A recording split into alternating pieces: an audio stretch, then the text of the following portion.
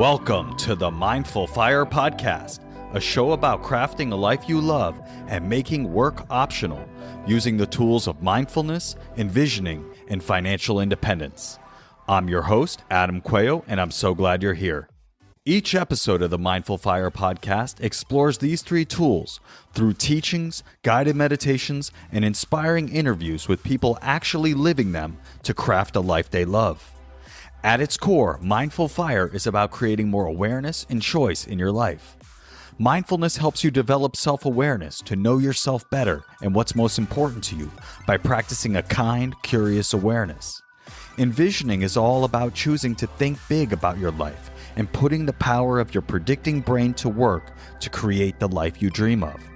And financial independence brings awareness and choice to your financial life, empowering you to make your vision a reality by getting your money sorted out and ultimately making work optional. And here's the best part. You don't have to wait until you reach financial independence to live out your vision. Mindful Fire is about using these tools to craft that life now on the path to financial independence and beyond. If you're ready to start your Mindful Fire journey, go to mindfulfire.org/start and download my free envisioning guide. In just 10 minutes, this guide will help you craft a clear and inspiring vision for your life. Again, you can download it for free at mindfulfire.org/start. Let's jump into today's episode.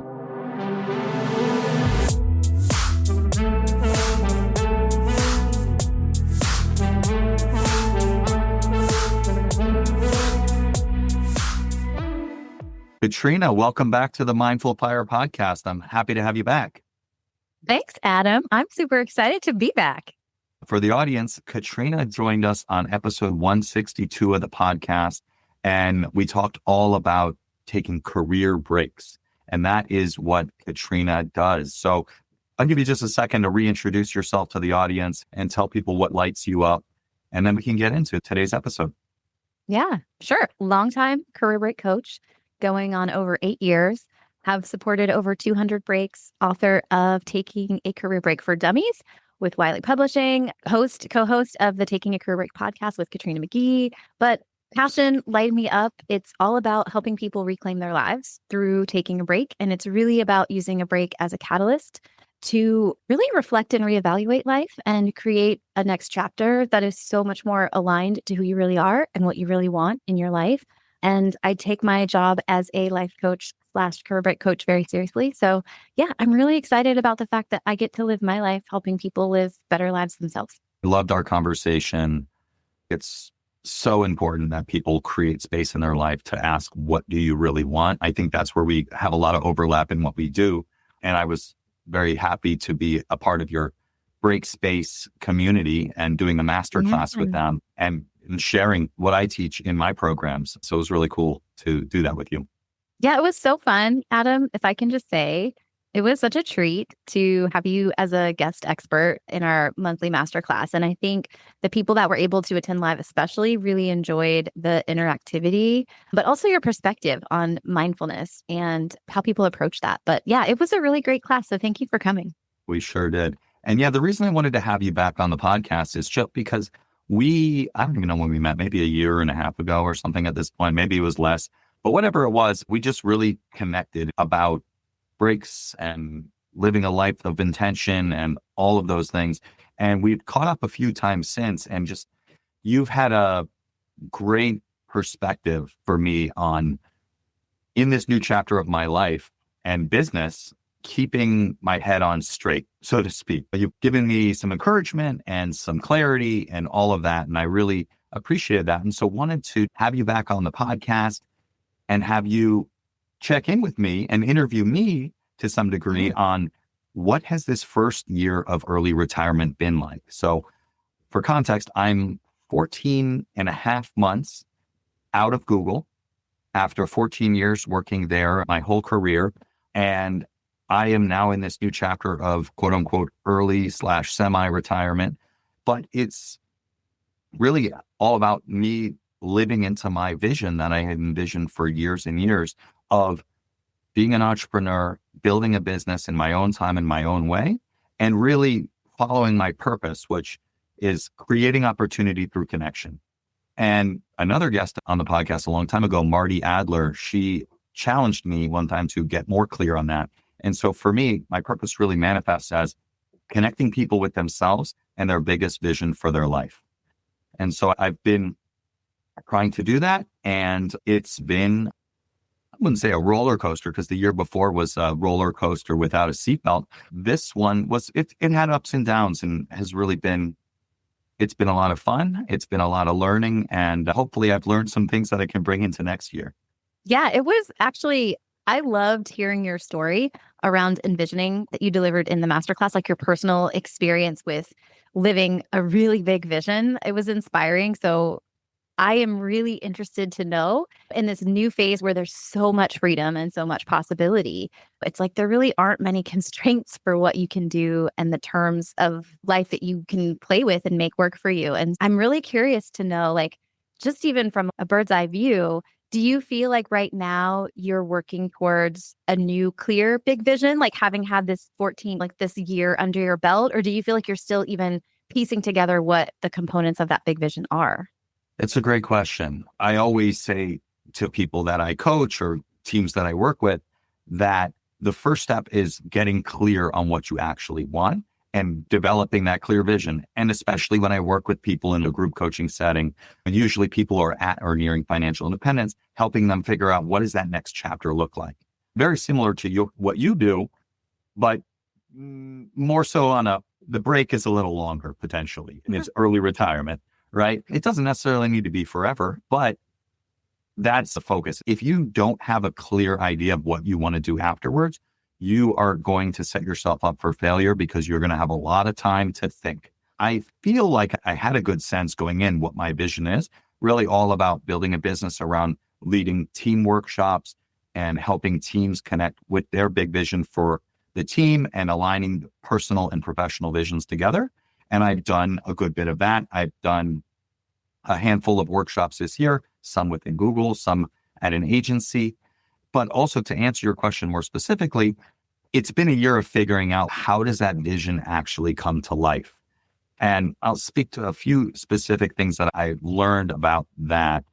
I'd say the first one was just how long it takes to decompress, deprogram from corporate life, and specifically life at Google, right? I assume I only worked at Google, so I don't know exactly how it is at other companies, but I assume it's fairly fast paced. But Google was another level. It was just constant change, constant not good enough. I had to really relearn how to work and create from a place of wanting to, not needing to, not rushing, not forcing. And I was so accustomed to that. Not just my 14 years at Google, but my whole life, being a straight A student, all of that, looking for validation from the teachers, the managers, everyone really. And that was exhausting. And so I had fits and starts of this business of being in that real intentional flow state of allowing, really forcing versus allowing is the balance I was navigating. So yeah, that's the first thing that comes to mind. And then, just as I mentioned, it was a roller coaster without a seatbelt. The last year at Google was very challenging. I won't go into all the details here. I had a very large betrayal by the company, essentially, and a few people within the company. And just, I thought they would have my back, and they just didn't, because it turns out they are a corporate machine that is designed and optimized to maximize profit. And that is what it is. It's not good or bad. It's just what it is. And it turns out I'm still releasing that hurt and that betrayal. I thought I was over it multiple times. And I just have found, like I mentioned before I started recording, I went to this Front Row Dads conference, which has been a huge, beautiful thing in my life this year, this community of dads and entrepreneurial dads. And a big realization was that I have been carrying so much of this hurt and shame and all these emotions around this situation and other things in my life that are just really heavy. And this year has been the first part of the process, I would say, because it's not done, to start to put some of that stuff down and learn to truly trust myself a lot more. Yeah, that's really meaningful work that will present a very different reality for the rest of your life, right? Being able to put heavy things down that you didn't even realize you were carrying. And actually, I have a tactical question, just like a clarifying question. You'd mentioned like it's taken longer to decompress and unlearn things, and you're still in process. But I'm just curious from like a time perspective, could you estimate like how long into this new life, semi-retirement, did it take for you to feel like at least decompressed? Like you're still like processing the things, but I'm just curious from your experience, do you know in months maybe how long it took you to feel like you had really reached a point of decompression where you're like, whoo, okay, like I'm entering a new phase and stage? Yeah. So my last day was September 30th, right? I would say a good 6 months. Like Yeah. and like I said, I thought I had gotten there a few times Yeah. and I really wasn't there because I would fall back into this forcing, this Yeah. gotta go. I'm not, like, my brain kept wanting to tell me I'm not far enough along. Yeah. And we had a conversation about this, I think. And I had to remember that there's no rush. There's no rush. This is the vision. You have what you want. You don't need to make any money doing this. But my brain wanted to tell me I needed to, and I wasn't far enough along. But yeah, I'd say around 6 months, I started to realize that and get better at noticing it and coming back to what my intention is, which is to do this in my own time, in my own way. Yeah. And so I love that. And I would say, as a coach that has supported a lot of breaks, I see that it typically, for people that are on a career break, it typically starts to happen between months 3 and 4. But if you have a toxic work environment or if you've hit like a very severe level of burnout, it can take 6 months to 12 months to decompress from all of that. So it's a very personal thing, but it's at least 3 months in. And a lot of people think, oh, I'll be good like a month of rest and I'll be good to go full steam into my break. And that's not at all what happens. And usually around months 2 or 3, people start to really freak out because they're like, I thought I would feel so much better by now. I thought I would have all this energy. I thought I would have all this clarity, and I'm still like decompressing, but that's actually like really normal. And again, that timeline extends if you have had a betrayal or if you feel like in some way the environment was toxic or you just have really severe mental and or physical burnout symptoms. So I think that's actually like very normal. And to like contrast, how you approach big vision, which is really inspiring, and what I do for people having a big vision on a break is literally walking into a fog of uncertainty. You don't know how long it's going to take for you to feel good again. You don't know all the ways that you're going to struggle with unraveling your identity separate from your work. You don't know the magical opportunities that will find you. You don't know the new interests, passions, and connections you're going to make that will inspire you and influence your path forward. And so I'm really big on having very clear structures to support the break, like clarity on what success is, right? Clarity on what you want to focus on. But it's hard to have a big vision when everything feels so uncertain. And I think a break is really uncharted territory, and you need a very long time collecting data and just experiencing things, like letting go of things before the big vision can start to really gel and come together. So I actually think your experience is way more normal than it might feel, but because you have the ability to be retired instead of it being a very time-bound break, there's probably, I imagine that also contributed to your brain telling you're far behind, because it's not, oh, I'm doing this for 12 months. I'm doing this for 18 months. It's totally fine. You're creating a whole new chapter of your life and you have so many options, and work is optional. And so your brain is probably, I can't stay doing nothing forever. What are we doing? Like, we've got to be creating results. And like other people are like launching things. Like, why am I not launching things? I think sometimes the lack of time bound in the kind of hybrid break that you're in might even add an extra layer of complexity for your brain that has really pushed through and maybe even measured your success as, how are my peers doing? How are other people doing? Just assessing as a human relationally, like, where am I and how am I doing? Scanning the horizon to see how everybody else is doing or what everyone else is doing. Like, I think that makes a lot of sense to me. Yeah, I'd say spending a lot of time on LinkedIn is not good for that. I make people I was just take realizing it off their phone.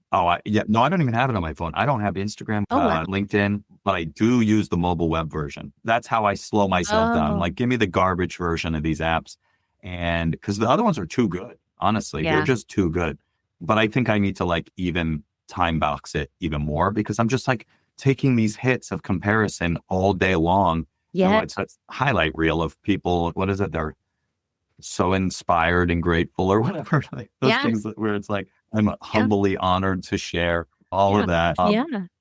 Yeah, I think I need to just work on my relationship and be more of a creator on there and cultivate relationships and community rather than just trying to use it to, I don't know, whatever I'm using it to. Mostly just consume content because that's not serving me.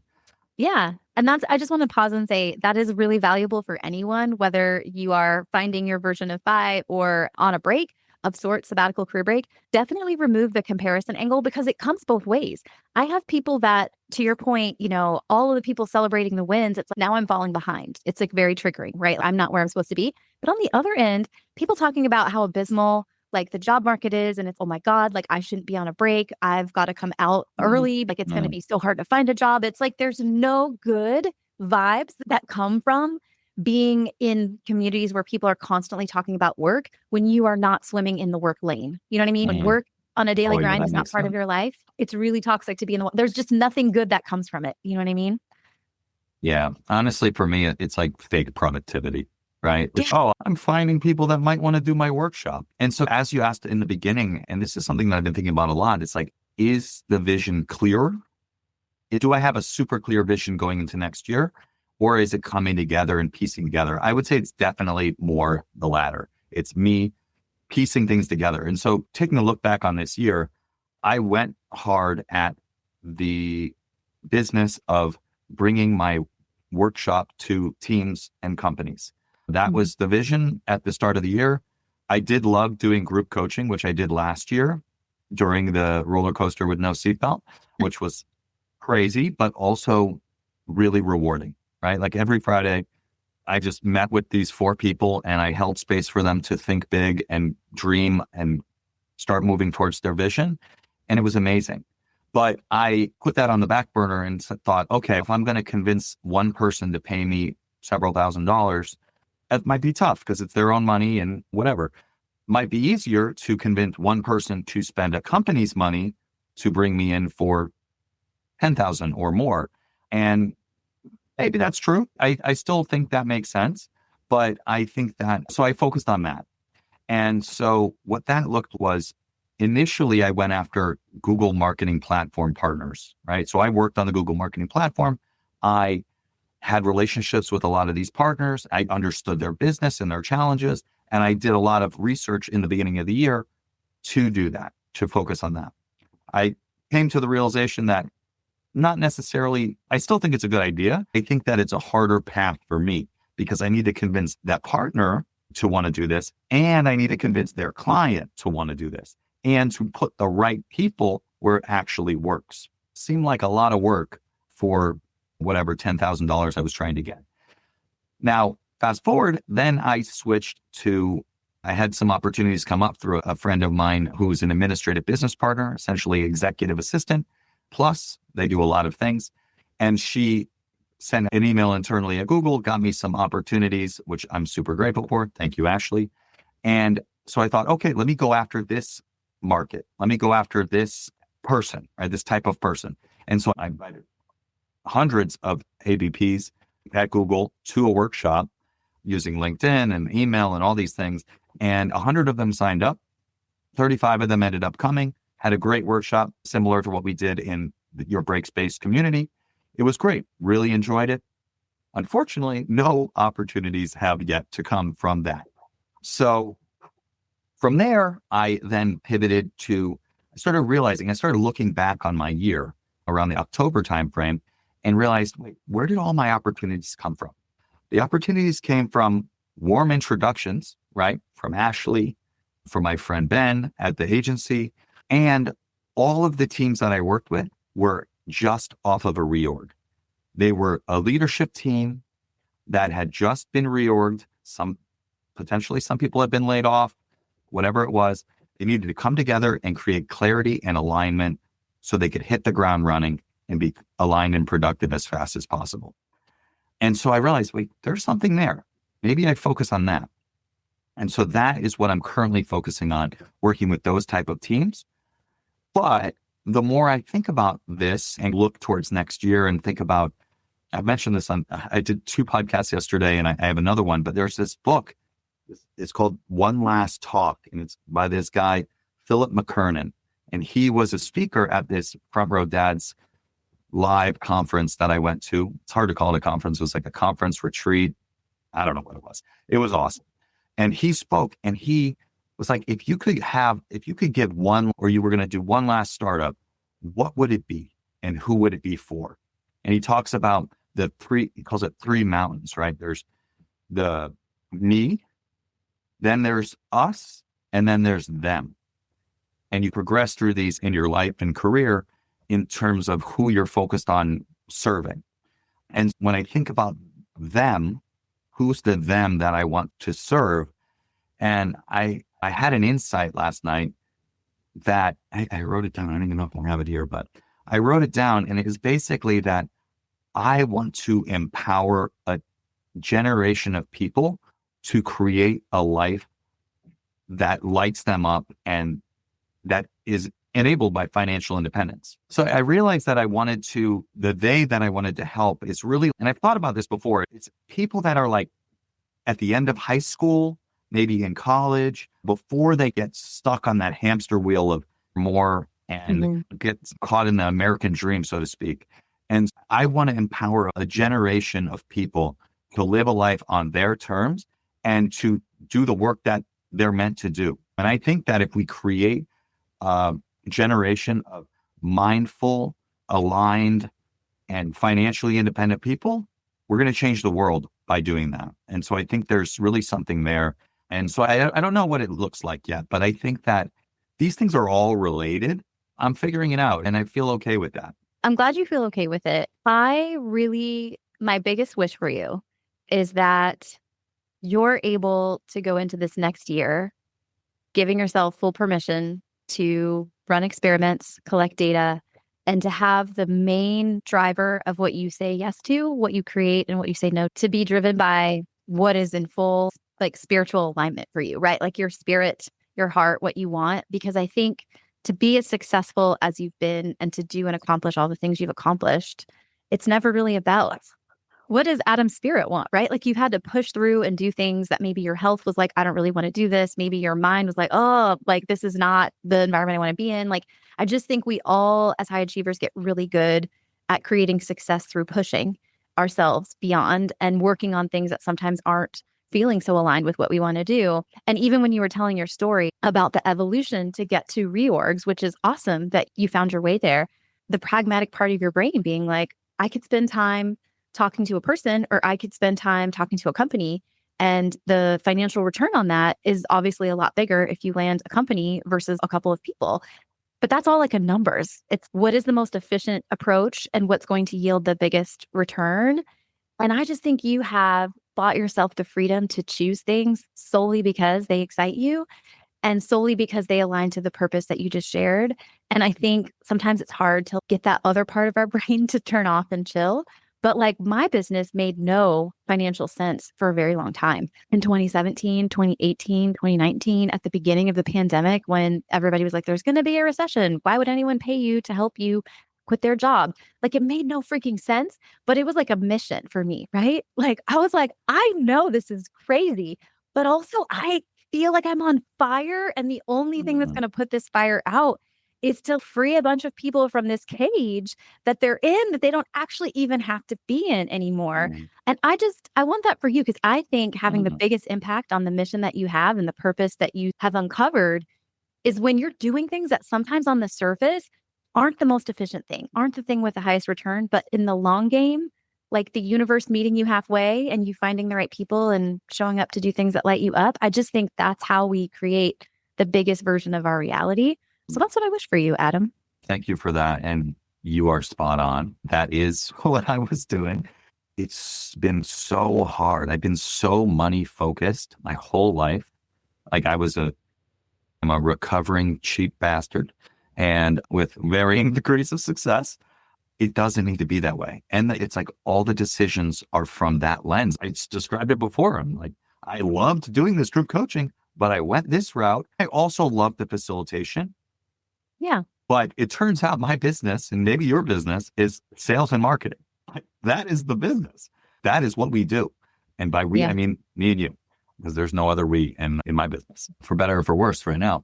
But yeah, so you're absolutely right. That's what financial independence meant to me. It meant that I could make decisions from a place of enough and focus on other things. And I have done that, but also not fully, because my focus was very much on doing these workshops. Yeah. So it's definitely something for me to think about a little bit more. It's really inspiring. And I just think that the most creative and amazingly impactful things that you're going to create are sometimes going to be things that just logically don't make a lot of sense when the idea comes out, but they're going to feel right. You know what I mean? And then your mission is going to be to bring them to life and to give yourself permission to experiment and collect data so that you can continually be pivoting in the right direction. But I'm excited to see what comes from this next year and all the insights you've gained. Does it feel like easy to access, like a highlight of the last year, like something that you really have taken away that is really special, whether it's an experience or an insight or something? Like, what would be like a highlight or two that you've had from this last year? Certainly some travel that I did. Went to Portugal with my family, with my boys and my wife, but also with my parents and my brother and his husband, and got to see all of my cousins and my aunt, and all of that. It was just really nice. It was something that we're like, I don't know if we're going to make it happen because it's a lot of work to get there and all of that. And I'm so glad that we did, because it was just so much fun and just so nice to be there. We're in this like resort place that we booked a month in advance. And Portugal's a pretty popular place to go these days. Yeah. There were not a lot of options, but we booked this place and I pushed us to do it. My wife was like, it looks a little dingy, a little old, but it turned out to be great. It was just like a simple apartment, but it had 2 bedrooms. It was in a resort. It had a bunch of different pools right near the beach. Perfect. Just perfect for what we needed. Cause the whole thing was just like, get up, go to the pool. Like my kids just live for a pool. Like they literally, every hotel has to have a pool. Like we stay at Embassy Suites all the time because they always have a pool and they always have breakfast. So it's funny what we prioritize, but that was amazing. And then I'd say just this past weekend, I went to Front Row Dads Live. And as I mentioned, I was in this community. It's a community of entrepreneurs and fathers who are striving to be the best fathers that they can be and best husbands. And there's these 6 pillars that we have. And I was in this group called a band. It's 6 of us from various places in the country, different industries and kid ages and everything. And it was just really nice to have that place where I could go and just talk freely and learn from others. And so they were all at this event this weekend. And then we stayed afterwards to have a little retreat of sorts. We just got an Airbnb and hung out, basically. Like we didn't really do anything except for hang out. We did a workout. We went walking around and ate a bunch of good food. The food in Austin is incredible, I got to say. Some sketchy areas of there, but the food is so good.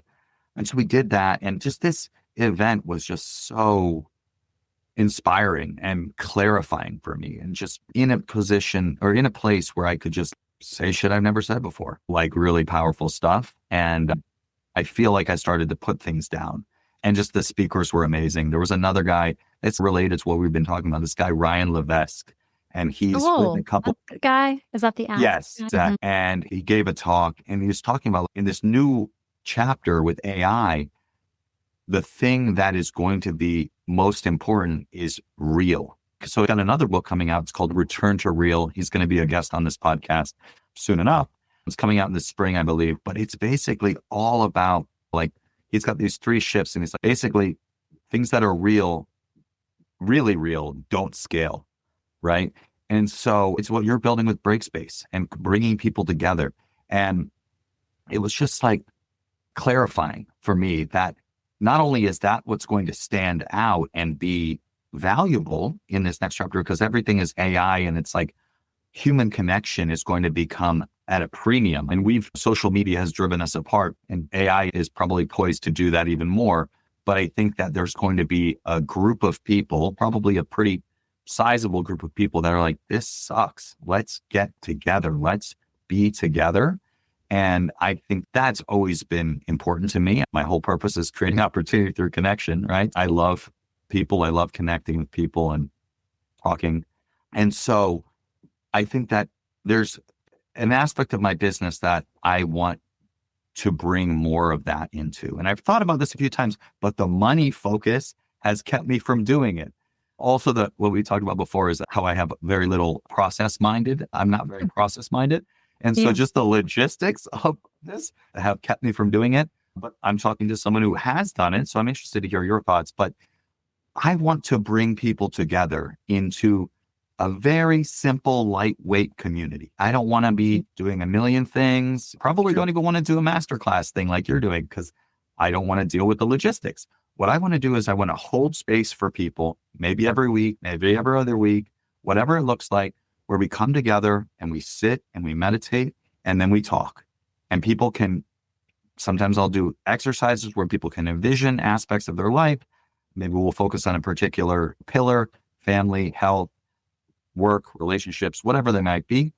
Yeah. And then we talk about it and we share wins and we just, whoever wants to talk can talk and just more and more invite people in. And it's not really that scalable. It's scalable because it's online, but I feel I was doing this during COVID. I used to have this thing. I don't even know what it was called. It was basically the Mindful Fire meditations every Wednesday. And a lot of the meditations that people hear on the podcast were all recorded during that time. And it was awesome. I would have these same people come every week and we would get to know each other and form a connection with these people. And it's just really nice. And I think that, back to the money thing, of course, because it always is back to that for me, it seems like, and those people could bring me into their companies. Those people could hire me for group coaching. But I think that this year, a lot of it has felt, as I said, it was sales and marketing. So I've been behind the keyboard, putting things out there. And even the podcast, this part's great, but once you put it out, it's like once in a while you hear from people, you see the download numbers, but you don't get that connection. And so I would love to create more of that connection and just be in a community of people who are trying to think bigger and create a bigger life for themselves. Thoughts. Would love to hear your thoughts. Yep. First of all, I am not your coach, but I'm going to take gracious liberty and tell you what I would tell you if you were my client. And that is, dude, you have worked so freaking hard to buy yourself the freedom to do things only because you want to. And even, oh my God, this is what it's all been building to, dude. This is your moment. This is it. I want to do whatever the F I want to do. We're here now. We've arrived, right? And I think as really successful people, you worked in a really big, successful company. You have had a lot of success as an entrepreneur. You have a great podcast. It can feel like we need to be thinking about the long game and just, we can let things happen, but like, where could this lead? What possibilities could it provide? And I think we underestimate the magic of organic unfolding, where we are creating and doing from a very inspired place and then learning and iterating as we go, but without trying to gently guide it in a certain direction. And what I mean is this. When you were talking about community, right? Building a community, it doesn't even matter if they could be clients or not, because we don't even freaking know. There could be one person that comes to your meditation that works for a publishing company that could say, Adam, we need you to write a book. I want to give you a book deal. Write this book. I don't know all the amazing opportunities that are out there for you, but I don't even give a crap if it could lead to clients, business or person. Don't care. You feel called to do it and it's what you're craving. Somebody else is probably craving the same thing. And organic unfolding means you do it in the easiest, most approachable way that aligns to your strengths, right? And avoids the weaknesses. And then you let it grow. And if it starts to work in one way and not another, like maybe you realize you don't like having it every other week, you want to have it once a month. Or maybe you realize this is really great, but a lot of people are in my area and maybe I could do an in-person one, like just organically iterating and learning what works and what doesn't and making like tweaks and changes that feel like alignment and building on that momentum and following the momentum. But what I wanted to say is it can be as simple as I'm just going to run an experiment and do this for a month.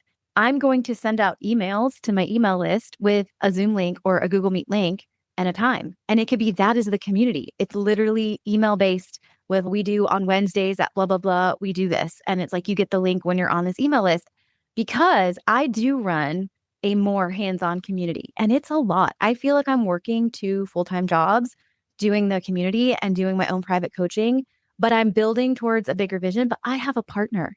So anytime life gets hard or I'm in a thing or I'm sick or there's just too much work to do, I have a whole entire other human that is just as competent and amazing as me that is like sharing this 50-50 with me. And I could not run a community by myself. Like I've told Lyndall many times, if you and I ever decided we were breaking up, I was like, this dream is over for me. I'm not doing a community without you. Like I will not, because it is not fun by myself and it is a lot of freaking work. Lyndall makes it easier and Lyndall makes it more fun. And she also makes me feel less alone. Like having somebody that's on the journey and like you said, like the roller coaster that's riding in the cart right next to you makes the journey so much less scary. When you have someone else, like even if they're screaming alongside of you, just like knowing there's another person in the seat makes a big difference. So all that to say, if I were in your shoes and I didn't love processes and all the things, I would be like, what is the most basic, like grassroots way I can like test how it feels to create more of this connection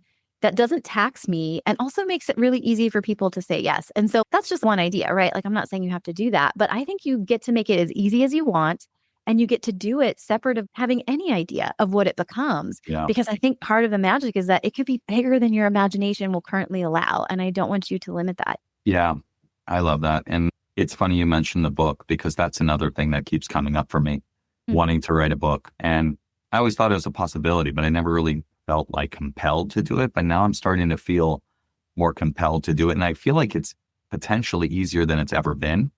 I was thinking about it last night, just make an outline, go for a walk and talk into my phone. And then AI can edit it into something that's my words in some sort of format. And then I could work with an editor that actually knows what they're doing.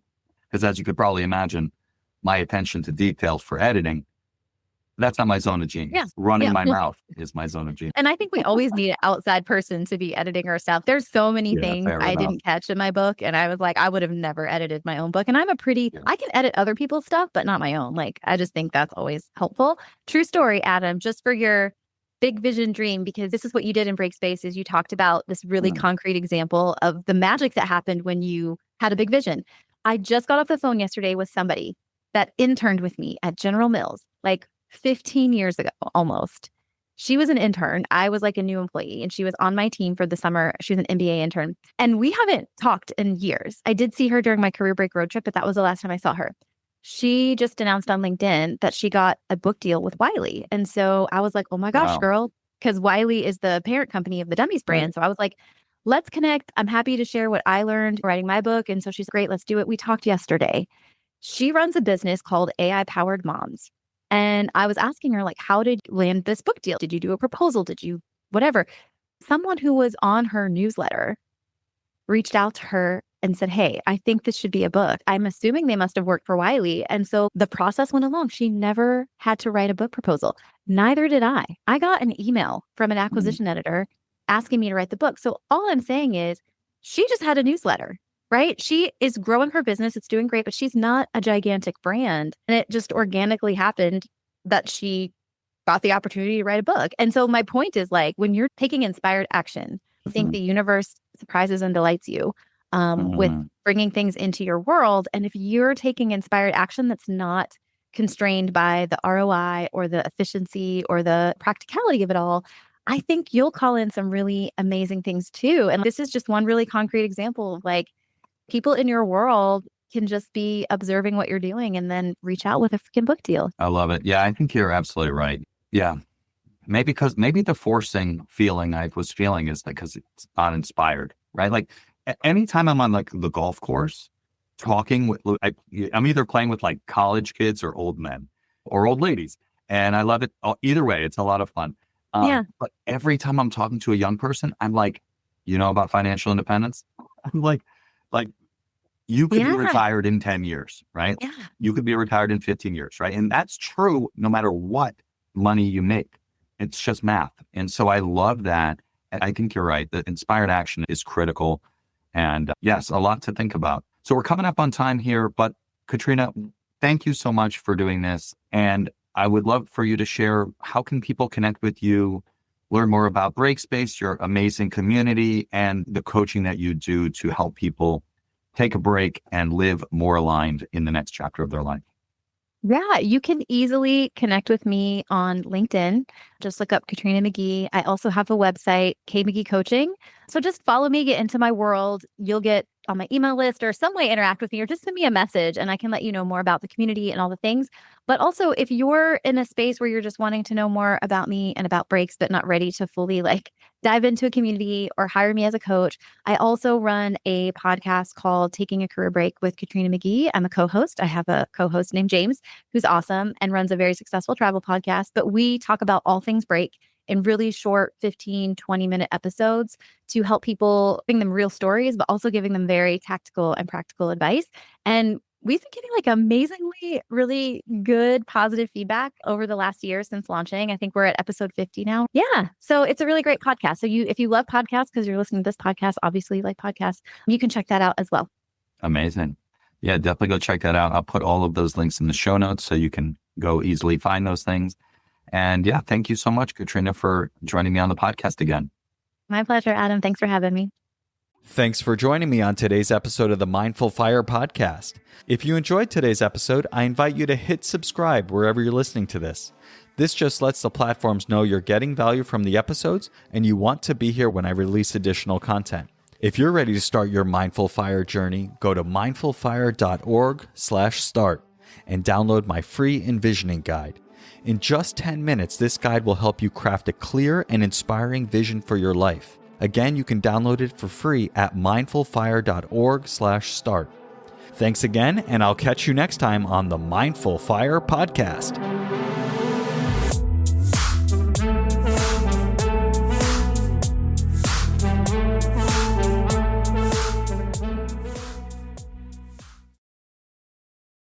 Like 15 minutes.